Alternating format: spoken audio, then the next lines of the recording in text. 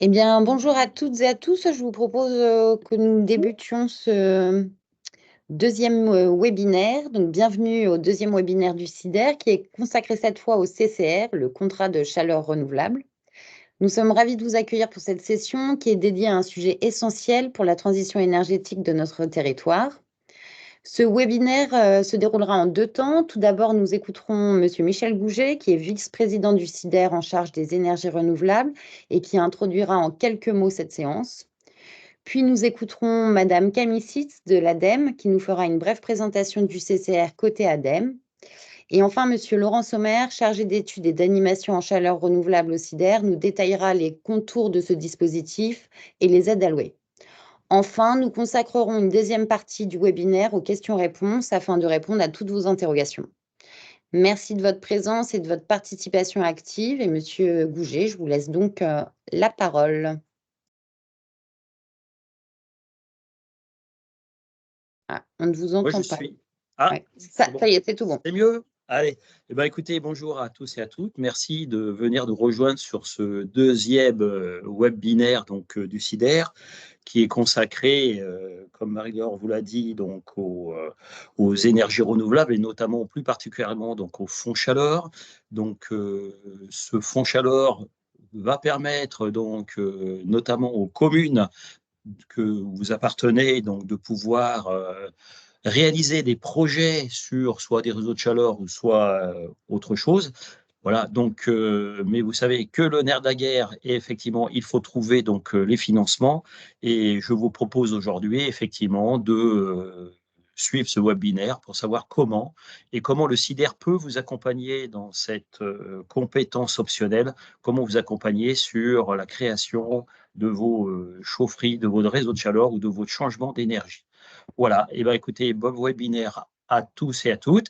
Et puis, je pense qu'on va laisser la parole à nouveau à Marie-Laure, qui est la maîtresse de cérémonie aujourd'hui, pour continuer le programme. Alors, je regarde juste si Madame Sitz est bien présente. Je crois qu'elle ne nous a pas encore rejoint.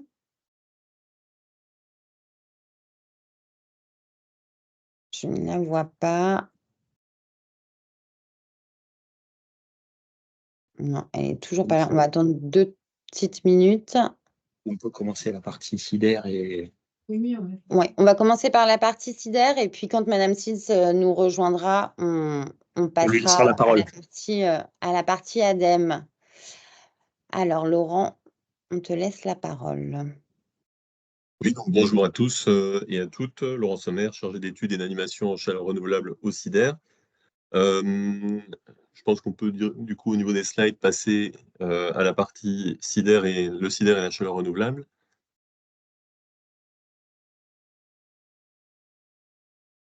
Donc la chaleur renouvelable dans la consommation d'énergie française, ça correspond quand même à 46% de la consommation totale d'énergie. Dans les statistiques à notre disposition, donc les usages spécifiques électricité représentent 22% de la consommation d'énergie, la consommation finale d'énergie. Le transport, 32% de la consommation, et la chaleur représente tout de même 46% de la consommation finale d'énergie en France. Il est intéressant de noter qu'à l'heure de produire les statistiques, 20% étaient déjà produites par des sources d'énergie renouvelables. L'objectif de la programmation pluriannuelle de l'énergie étant d'atteindre les 38% d'énergie renouvelable en 2030 pour cette partie chaleur. Par rapport à ces objectifs, plusieurs filières sont concernées pour atteindre ces 38%. Le développement du solaire thermique à des fins de production notamment d'eau chaude sanitaire, les chauffe-eau solaires qui représentent la première filière, le bois énergie qui actuellement représente une des sources principales des énergies renouvelables dont on vient de discuter, des fameux 20%. Le bois énergie qui représentait en 2017 quasiment 70% de l'énergie renouvelable chaleur.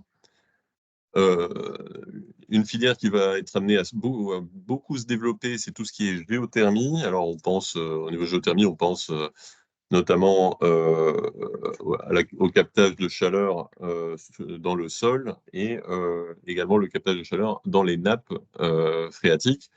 Et donc, une filière qui a recours à l'électricité pour la production d'énergie renouvelable du sol. Et pour mettre toutes ces filières, on va dire, en jeu, eh bien, on a les réseaux de chaleur qui vont être amenés à se développer également et qui permettent de mutualiser les investissements et la maintenance des équipements. Alors, un petit rappel, focus sur le mode opératoire, hein, lorsqu'on réfléchit énergie sur ces bâtiments notamment. La première étape, c'est de penser à réduire les consommations d'énergie via la sobriété énergétique. Donc, avec notamment la sobriété énergétique, on l'a vu avec l'augmentation des prix de l'énergie. Hein, les gens ont commencé à baisser leur thermostat, par exemple. Ça, c'est l'exemple le plus simple qu'on peut avoir. Plutôt que de chauffer le bâtiment à 22 degrés, on diminue à 20 ou voire 19 degrés pour les plus résistants au froid. L'efficacité énergétique, c'est tout ce qui est rénovation de bâtiments, rénover l'enveloppe thermique des bâtiments, installer des systèmes de ventilation performants, mettre des vannes sur les radiateurs thermostatiques pour avoir une meilleure maîtrise de la consommation.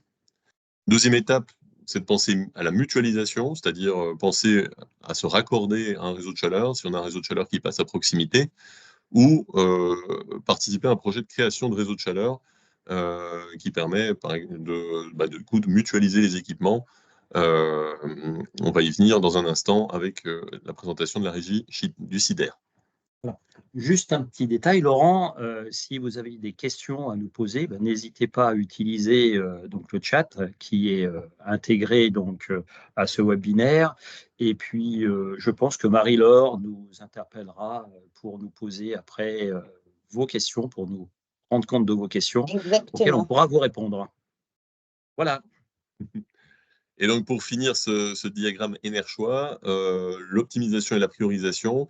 Donc, le premier réflexe, ça va être de valoriser l'énergie présente sur le territoire. Par exemple, si on a une usine à proximité qui a des besoins importants de chaleur, c'est essayer de récupérer la chaleur sur cette usine. On voit ça notamment beaucoup avec tout ce qui est incinérateur, où il y a des récupérations d'énergie qui se font sur l'évacuation des fumées.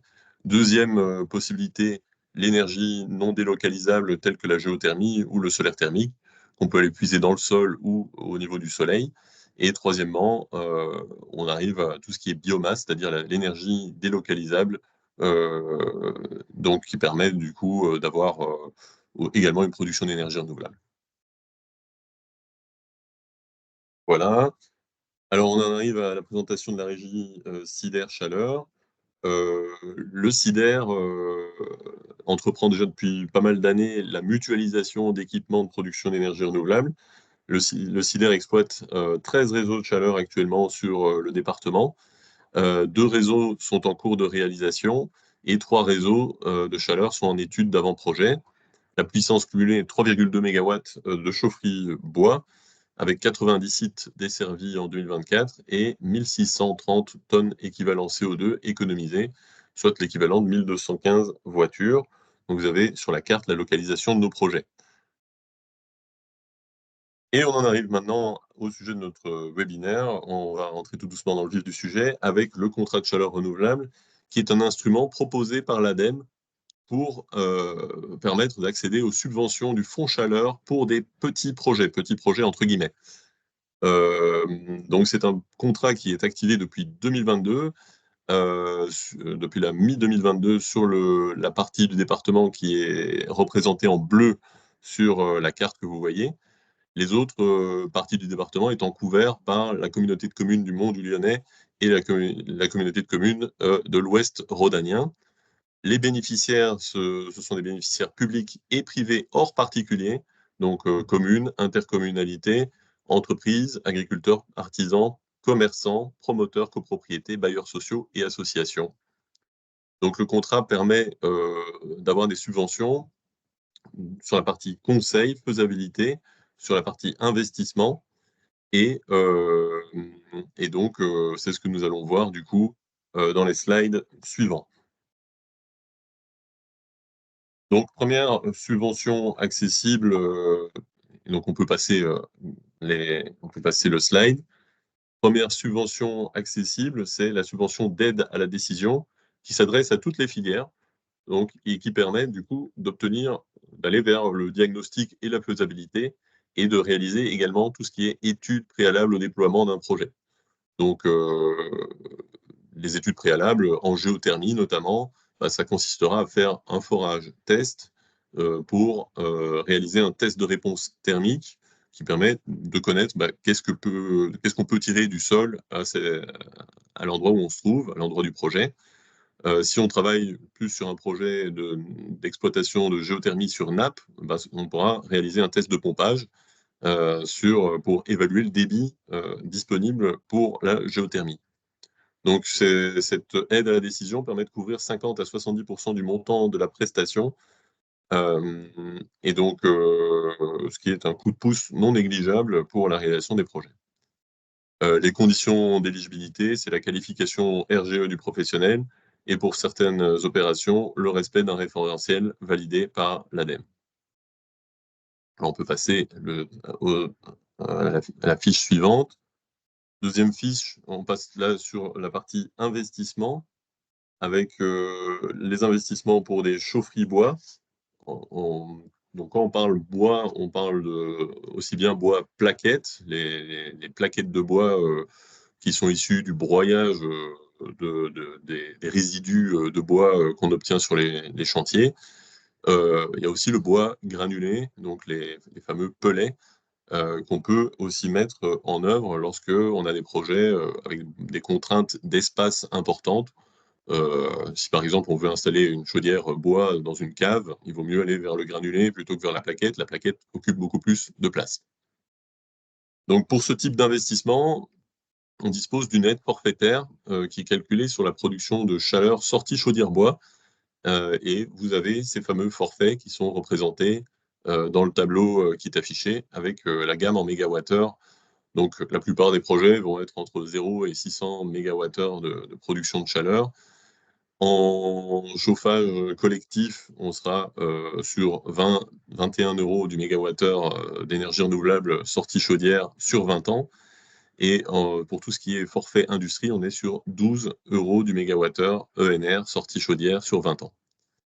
Donc les conditions d'éligibilité sont la réalisation d'une étude préalable, le respect des exigences sur le dimensionnement et les équipements de production, les respects des exigences sur la ressource biomasse et le plan d'approvisionnement. Donc là, il s'agit de garantir la durabilité du bois qui va être consommé par le projet afin d'être dans une gestion durable de la ressource. Et alors, le respect des exigences sur la qualité de l'air. Donc, on est, par exemple, sur Lyon et le Rhône, on est sur une zone PPA, donc il y a des exigences un peu plus strictes au niveau de la qualité de l'air. Il est important que les projets les respectent, ces exigences. Alors, slide suivant, avec du coup la géothermie. Donc on parle bien ici de géothermie sur sonde ou sur nappe. La géothermie RO n'est pas concernée par cette aide à l'investissement. Donc ici, on a également une aide forfaitaire qui est calculée sur la production nette d'énergie renouvelable. Donc quand on dit production nette, c'est la production de la pompe à chaleur moins la consommation électrique de la pompe à chaleur et de ses auxiliaires. Et on a toute une série de forfaits en fonction du type de ressources qu'on exploite. Si on est sur sonde et géostructure énergétique, on aura un forfait du fonds chaleur. Les échangeurs compacts géothermiques, on a un autre forfait. Et alors, tout ce qui est sur eau de nappe, eau de mer et eau usée, on a un troisième forfait qui s'applique. Et on a un forfait eau chaude pour la production de chaleur et un forfait pour la production de froid. Donc la géothermie a cet avantage très important de pouvoir chauffer et refroidir le bâtiment si on opte pour une pompe à chaleur réversible. Et vu les épisodes de chaleur qu'on peut connaître à certains moments, c'est une qualité qui est non négligeable de pouvoir passer en mode froid en été et d'apporter un peu de confort thermique dans les bâtiments. Donc les conditions d'éligibilité, c'est de nouveau la réalisation d'une étude préalable, le respect des exigences sur le dimensionnement et les équipements de production. Au niveau des coefficients de performance des pompes à chaleur, on veut s'assurer que la pompe à chaleur présente une efficacité suffisante et que du coup, elle ne consomme pas trop d'électricité par rapport à la chaleur qui va être produite. Et alors, il y a aussi un respect des exigences sur le captage de la ressource. Et c'est pour ça qu'un test de réponse thermique, le TRT, est exigé si la longueur cumulée de sondes dépasse 1000 mètres linéaires. Il s'agit là de s'assurer que le projet géothermique ne va pas avoir d'effet négatif au niveau de la ressource du sol qui va être capté. Et enfin, il s'agit de respecter aussi les dispositions réglementaires en lien avec la géothermie de minime importance. On passe sur le dernier type d'investissement, le solaire thermique. Donc ici, on parle vraiment d'un chauffe-eau solaire collectif ou industriel, et donc d'une filière pour la production d'eau chaude sanitaire ou d'eau chaude pour utilisation industrielle. On a encore un nouveau forfait pour la production solaire utile. Et pour notre zone du département du Rhône, on est sur un forfait de 56 € par mégawattheure utile sur 20 ans. À noter que ne sont pas éligibles les capteurs solaires hybrides photovoltaïques et thermiques, qui sont exclus du dispositif de subvention. Les conditions d'éligibilité sont le respect de la réalisation d'une étude préalable, le respect des exigences de dimensionnement et sur les équipements de production, la productivité minimum demandée est de 350 kWh du mètre carré. Il y a un respect des exigences de suivi de performance et de maintenance et le respect des exigences réglementaires et normatives qui sont demandées.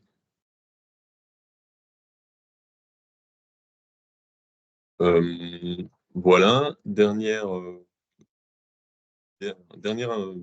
slide avec les forfaits. La forfait à la création des réseaux de chaleur. Donc, on a déjà évoqué le fait que les réseaux de chaleur étaient un instrument important pour mutualiser les équipements de production.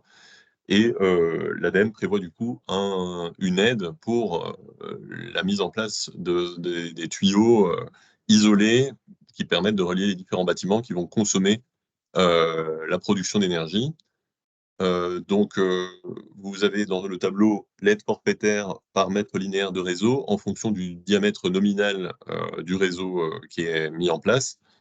Donc, on voit que l'aide forfaitaire varie de 390 € du mètre linéaire à 1190 € du mètre linéaire en fonction du diamètre nominal. Donc, les conditions d'éligibilité pour avoir accès à cette aide réseau de chaleur du fonds chaleur, c'est un taux d'ENR de minimum 65% dans le réseau de chaleur, une densité thermique qui est de minimum 1 MWh du mètre linéaire et un rendement de distribution qui doit tendre vers les 85% minimum pour justifier d'une pertinence environnementale également et par rapport à l'efficacité du réseau. Alors, Laurent, excuse-moi de te couper, mais on voit bien que dans les slides que tu nous as fait passer, c'est quand même très technique. Oui. On s'aperçoit que les aides sont calculées en fonction de tas de paramètres. Nous, en tant que SIDER, qu'est-ce qu'on peut apporter, nous, aux communes, pour les aider? Parce qu'on a vu qu'il fallait faire des dossiers préparatoires, il fallait faire des tas d'études, des études préliminaires. Et nous, le SIDER, qu'est-ce qu'on peut apporter à ces communes qui vont nous demander de dire moi, j'ai vu vos trucs, là, ça m'intéresse, mais moi, un DN 400 ou un DN 225, je ne sais pas ce qu'il faut que je mette dans mon réseau pour faire mon investissement.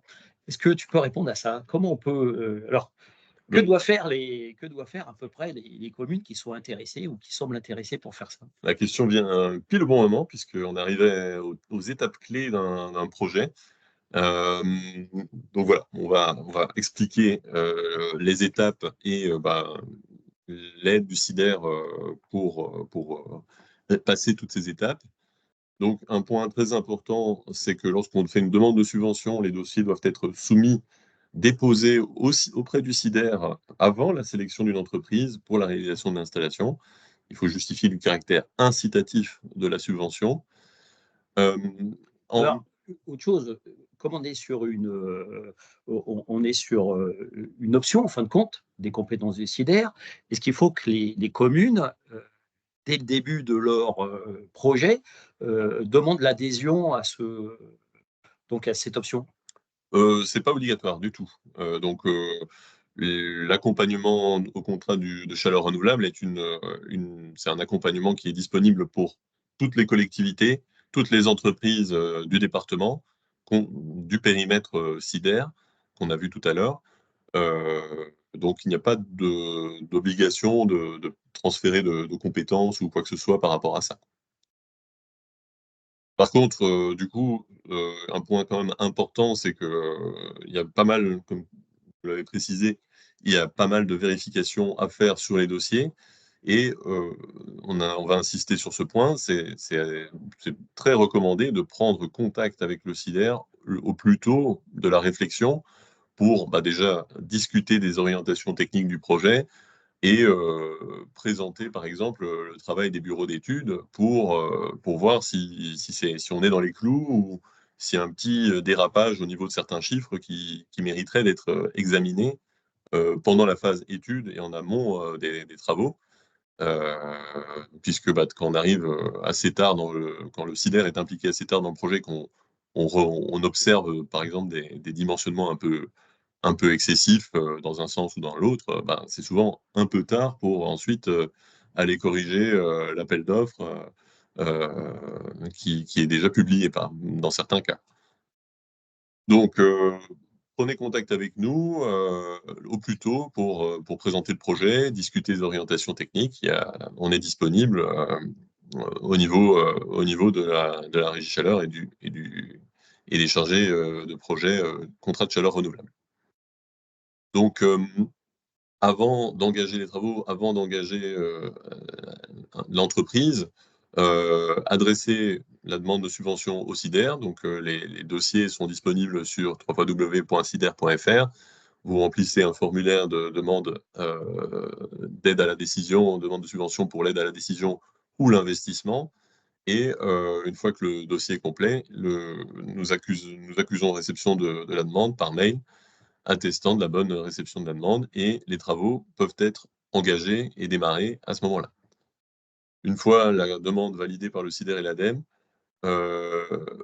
au cours d'un comité d'engagement, la convention de financement est signée et le versement de la subvention peut être demandé. Point quand même important à signaler, donc l'accusé de réception qu'on vous envoie, qui vous permet de démarrer les travaux, n'est pas une demande validée, ne correspond pas à une demande validée par le SIDER et l'ADEME. Donc, si on démarre les travaux à ce moment-là, on les démarre un peu sous sa propre responsabilité. Il n'y a pas de garantie d'obtention de la subvention si, justement, il y a des chiffres qui ne vont pas dans la demande, si le dimensionnement n'est pas correctement réalisé par le bureau d'études. La subvention peut être remise en question lors de ce comité d'engagement SIDER-ADEME. Donc, c'est très important. C'est pour ça que je le répète, c'est très important de contacter le SIDER en amont pour discuter des orientations techniques et des dimensionnements du projet. Donc les versements, un acompte de 30% est possible et le versement se fait à 100% après la mise en service ou la réalisation de l'étude s'il s'agit d'une aide à la décision. Voilà. Marie-Laure, est-ce qu'on pour l'instant on a des questions? On n'a pas encore de questions pour l'instant. Donc voilà, n'hésitez pas à poser vos questions par chat de manière à ce qu'on puisse vous les répondre.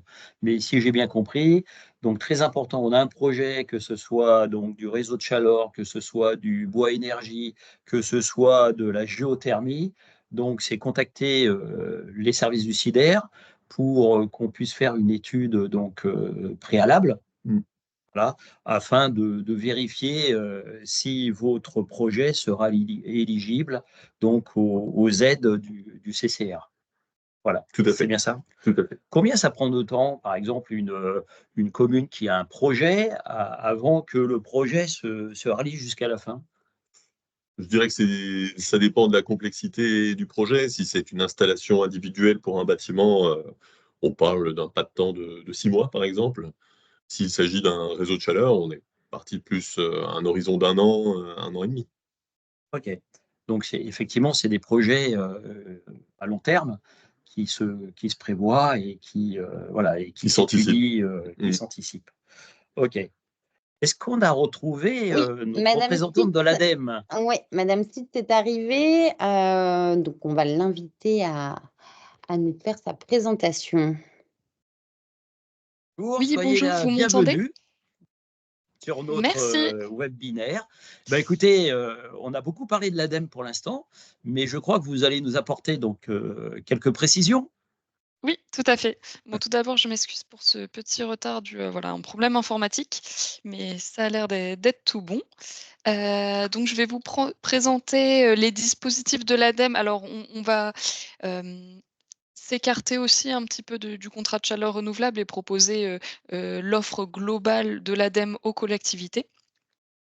Donc vous pouvez retrouver, l'offre aux collectivités directement sur le site de l'ADEME. Je vais, en parler très succinctement, mais si vous avez, voilà si vous voulez voir, plus en détail les thématiques abordées, n'hésitez pas à parcourir, ces offres. Donc l'ADEME propose une offre aux collectivités qui vous intéresse plus particulièrement, mais également une offre, aux entreprises pour information. Et ces offres permettent de présenter les dispositifs d'aide à la fois techniques et financiers de l'ADEME, donc et plus particulièrement la direction régionale Auvergne-Rhône-Alpes, aux collectivités. Donc dans un but d'accompagnement à l'élaboration et au pilotage de votre stratégie de transition écologique. Notamment, ce que propose, l'offre aux collectivités, c'est, alors de vous aider à vous informer et vous former également, sur, la thématique de la transition écologique, donc via, les publications proposées par l'ADEME, les parcours de formation, les parcours thématiques, ou encore l'ensemble des aides financières qui, existent et sont proposées par l'ADEME, que vous pouvez retrouver sur la plateforme Agir de l'ADEME. Donc je vous invite, à la parcourir si vous êtes intéressé. Également, pour l'élaboration et le pilotage de votre stratégie de transition écologique, plusieurs programmes, plusieurs parcours sont proposés par l'ADEME, comme le programme Territoire engagé pour la transition écologique, qui, apporte un accompagnement, sur mesure sur la base de 2 référentiels, complémentaires qui sont, le référentiel climat, air, énergie et le référentiel économie circulaire. Également l'ADEME a mis en place un réseau d'élus pour agir que vous pouvez retrouver sur la plateforme, qui est dédié, spécifiquement aux élus locaux, référents sur les thématiques de transition écologique et énergétique. Également donc, si vous souhaitez réaliser des projets sur votre territoire, vous pouvez parcourir l'ensemble des thématiques qui sont traitées par l'ADEME et sur lesquelles vous aurez un accompagnement donc, technique, de formation, mais également, la proposition d'aide financière. Donc l'ensemble de ces thématiques concernent notamment, voilà, la rénovation énergétique des bâtiments, les énergies renouvelables, donc le sujet, d'aujourd'hui, mais également, les déchets, l'économie circulaire, l'alimentation et cetera. Et je vais vous proposer d'en parcourir, rapidement 3 thématiques, un peu phares, donc notamment donc, dans un premier temps sur les énergies renouvelables pour vous informer. Heu L'ADEME propose, l'accès à des réseaux et ou des centres de ressources dédiés. Donc sur le sujet chaleur renouvelable, vous pouvez retrouver, des ressources et des réseaux sur, les thématiques géothermie, photovoltaïque, mais également énergie renouvelable citoyenne. Concernant l'accompagnement financier, donc vous retrouvez le fameux fonds chaleur qui est décliné ici sous la forme du contrat de chaleur renouvelable porté par le SIDER, mais également sur la région Rhône. Je vous ai remis les contacts pour spécifiquement la métropole de Lyon ou encore la communauté d'agglomération Ouest-Rhodanion et Mont-du-Lyonnais qui portent leur propre contrat de chaleur renouvelable. Donc ce contrat de chaleur renouvelable a été bien défini et présenté par le SIDER, donc je ne vais pas y revenir. Sur la thématique déchets, économie circulaire, pour vous présenter quelques propositions d'accompagnement, il existe plusieurs réseaux tels que le réseau Compost Citoyen Aura ou encore le réseau Territoire Engagé Économie Circulaire Aura, donc Auvergne-Rhône-Alpes. Mais l'ADEME propose un accompagnement financier sur la tarification incitative, le réemploi des emballages et des contenants, la méthanisation ou encore la généralisation du tri à la source des biodéchets des ménages et leur valorisation. Donc ça vous fait plusieurs exemples d'accompagnement financier de l'ADEME. Je vous ai mis quelques contacts, mais je vous invite tout de même à consulter cette fameuse offre aux collectivités où vous retrouverez l'ensemble des informations un peu plus en détail avec les contacts dédiés à l'ADEME. Une dernière thématique très rapidement, les mobilités et les transports. Sur lesquels donc une thématique sur laquelle vous pouvez trouver divers programmes, tels que le programme Mobilité active et partagée, le programme Ville apaisée, quartier à vivre ou encore l'appel à projet Marche au quotidien. Donc différents programmes qui peuvent, vous aider sur cette thématique, de la mobilité durable avec un accompagnement, financier également, et puis un appui technique proposé par l'ADEME.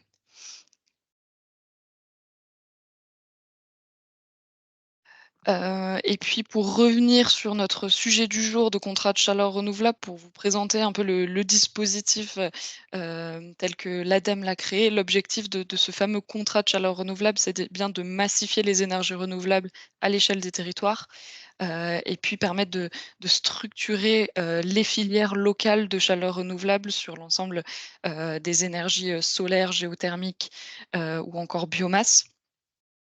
Donc le fonds chaleur, de l'ADEME donne, initialement donne, directement l'argent aux porteurs de projets pour des, projets à moyen et gros. Donc je vous invite si on peut passer à la slide d'après. Mince. Est-ce que c'est possible de passer à la slide suivante? Donc oui, pour représenter le fonctionnement classique du fonds chaleur, le fonds chaleur subventionne unitairement, initialement les projets de chaleur renouvelable, moyens et gros. Donc il y a des seuils spécifiques au-dessus desquels les projets sont directement instruits par l'ADEME. Donc pour donner un exemple sur les projets, biomasse, au-delà de 1 200 mégawattheures, d'énergie, les projets sont directement instruits et subventionnés par l'ADEME. Mais l'objectif du contrat de chaleur renouvelable est d'accompagner le développement de groupements de projets dits petits projets, afin de permettre l'accompagnement technique et financier également de ces projets-là. Donc l'objectif vraiment de ce contrat de chaleur renouvelable va être de contractualiser un programme de développement de ces projets de chaleur renouvelable via l'opérateur contrat de chaleur renouvelable qui va réunir un groupement de projets sur son territoire, qui va ensuite présenter via les comités d'engagement à l'ADEME pour financement. Donc c'est ce que vous a présenté le SIDER, mais voilà, pour avoir une illustration du fonctionnement de ce contrat de chaleur renouvelable territorial avec le lien entre l'ADEME et notamment le SIDER sur ce CCR-là. Voilà, on a une délégation de la gestion de ce fonds chaleur aux opérateurs territoriaux qui donc prospectent, accompagnent et subventionnent ces groupement de petits projets de chaleur renouvelable et rendre compte ensuite à l'ADEME qui va valider l'ensemble de ces projets.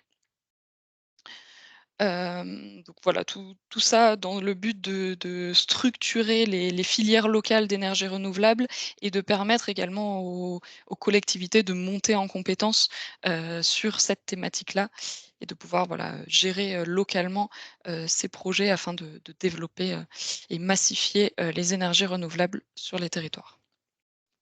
Finalement, pour vous donner une vision un peu globale à l'échelle du territoire Auvergne-Rhône-Alpes, grâce à ces contrats de chaleur renouvelable, on a permis de couvrir plus de 90% du territoire en termes de population. Donc voilà, les contrats de chaleur nous permettent de développer et massifier ces énergies renouvelables sur l'ensemble du territoire Auvergne-Rhône-Alpes. Et pour donner un ordre de grandeur, en 2023, les aides à l'investissement concernaient plus de 300 projets, donc que ce soit sur la biomasse, la géothermie, le solaire thermique, ou encore les réseaux de chaleur. Donc plus de 300 projets, ce qui correspond à plus de 80 gigawattheures d'énergie produite. Donc grâce à ces contrats de chaleur renouvelable.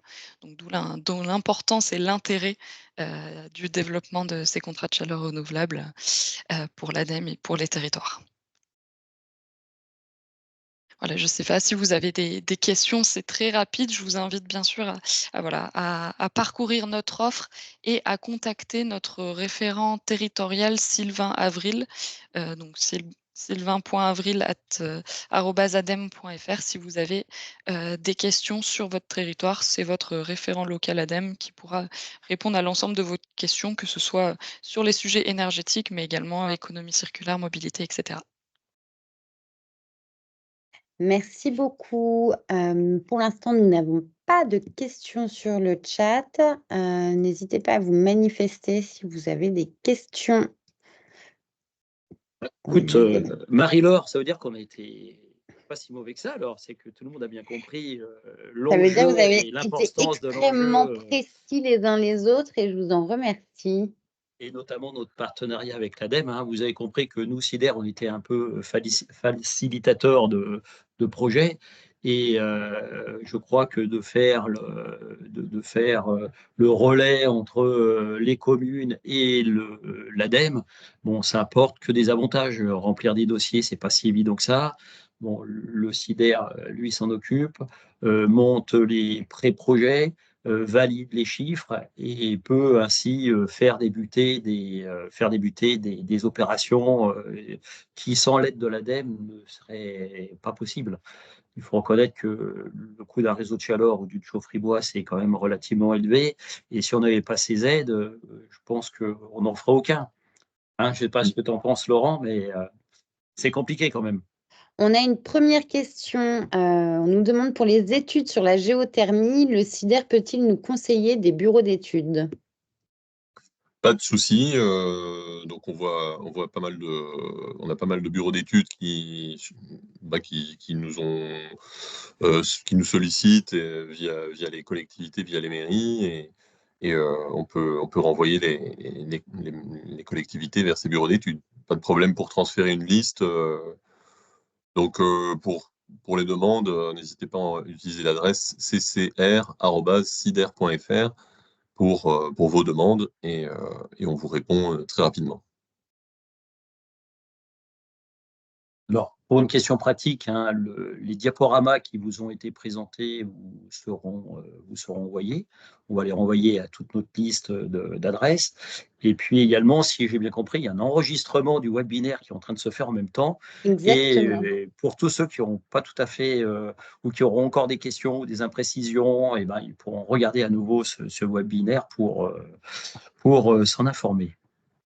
Voilà, le webinaire sera disponible en replay dès demain et on vous l'adressera à tous, enfin, on vous enverra le lien YouTube pour retrouver ce replay. D'autres questions, Marie-Laure? Il n'y a pas d'autres Non. questions. Alors, on pourrait compléter aussi, puisque le nerf de la guerre, c'est ce que j'ai dit, c'est quand même les finances. Un réseau de chaleur, ça vaut extrêmement cher, où tous ces développements valent cher. On a l'ADEME qui nous aide, mais on peut également avoir d'autres sources, notamment de financement, avec les C2E, qui peuvent être valorisés, que le CIDER peut valoriser au plus haut, de manière à faire tomber le coût des projets. Ouais.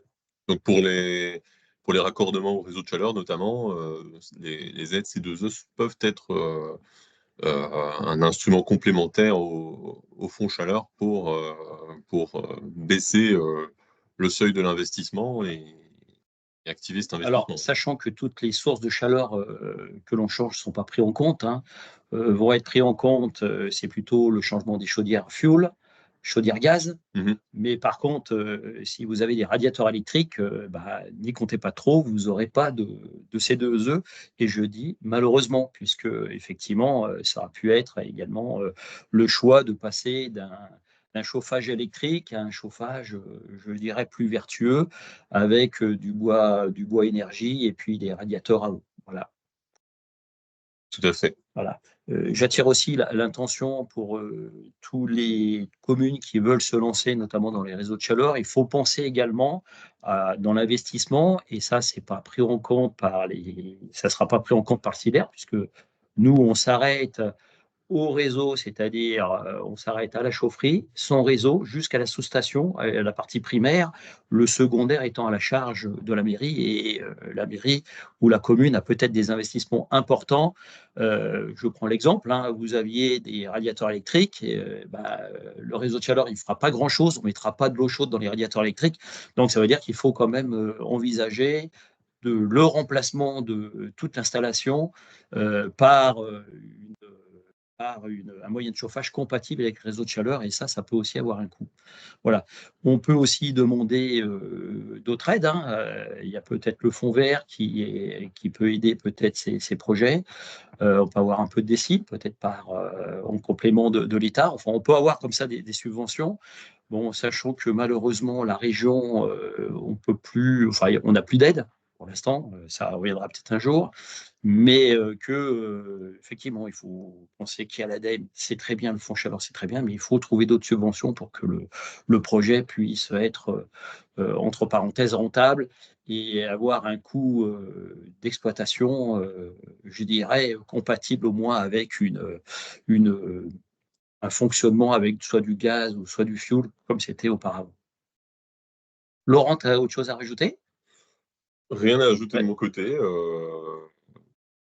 En termes de rentabilité de projet, je dirais juste que c'est important je reviens là-dessus, de dimensionner correctement les projets afin de ne pas avoir des installations qui sont surdimensionnées, qui coûtent plus cher et qui fonctionnent moins bien par la suite.